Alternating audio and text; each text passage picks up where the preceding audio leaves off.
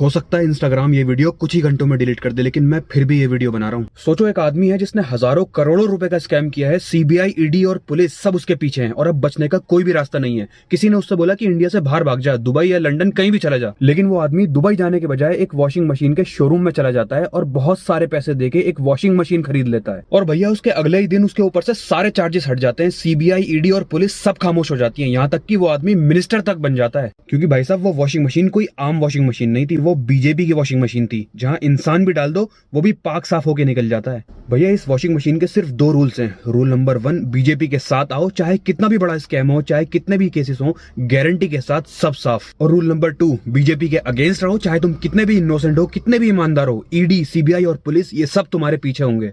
और ये कोई इमेजिनरी रूल बुक नहीं है, ये ट्रैक रिकॉर्ड है। अब मैं तुम्हें इनके सेटिस्फाइड कस्टमर से मिलवाता हूँ। अजीत पवार ने 70,000 करोड़ रुपए का महाराष्ट्र इरिगेशन स्कैम किया था। सोचो इतने पैसों में कितने स्कूल्स बनते, कितने हॉस्पिटल्स बनते, कितनी जिंदगियां बदलती, लेकिन ये सब पैसा सिर्फ उसकी जेब में चला गया। और फिर जब उसने बीजेपी के साथ सरकार बनाई तो उसे क्लीन चिट भी मिल गई थी। 70,000 करोड़ सब उसके पेट में चला गया था। हिमांता बिस्वा शर्मा का श्रद्धा चिट फंड स्कैम, 3,000 करोड़ रुपए का फ्रॉड, गरीब लोगों की जिंदगी भर की कमाई, लेकिन जब उसने बीजेपी ज्वाइन की, आज देख लो आसाम का चीफ मिनिस्टर बना बैठा है। और वो केस कौन सा केस? मुकुल रॉय का नारादा स्टिंग ऑपरेशन, कैमरा पे ब्राइब लेते पकड़ा गया, लाइव ऑन रिकॉर्ड, लेकिन जब उसने बीजेपी ज्वाइन की तो पूरा केस ठंडा पड़ गया। अभी और सुनो, जब उसने टीएमसी वापस ज्वाइन की तो वापस से उसका पुराना केस रीओपन हो गया।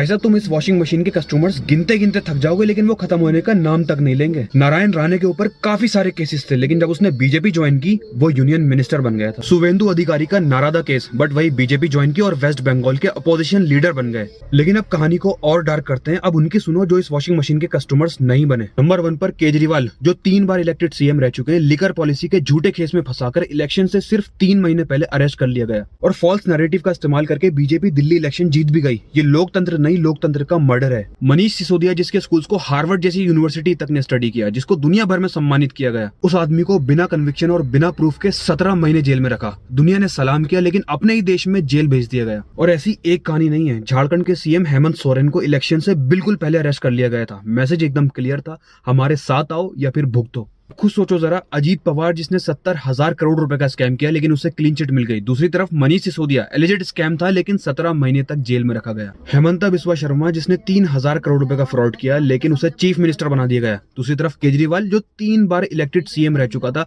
फिर भी उसे तिहाड़ जेल भेज दिया गया। भाई साहब ये सब नंबर्स या फैक्ट्स नहीं है, ये दुनिया की सबसे बड़ी डेमोक्रेसी का कड़वा सच है। और एक बात और समझ लो, जब वॉशिंग मशीन एक तरफ के कपड़े धोए और दूसरी तरफ के कपड़े ज्यादा मैले कर दे, तो वो वॉशिंग मशीन नहीं, वो हथियार बन जाता है। और इस हथियार का टारगेट हमेशा वो होता है जो झुकने से मना कर देता है।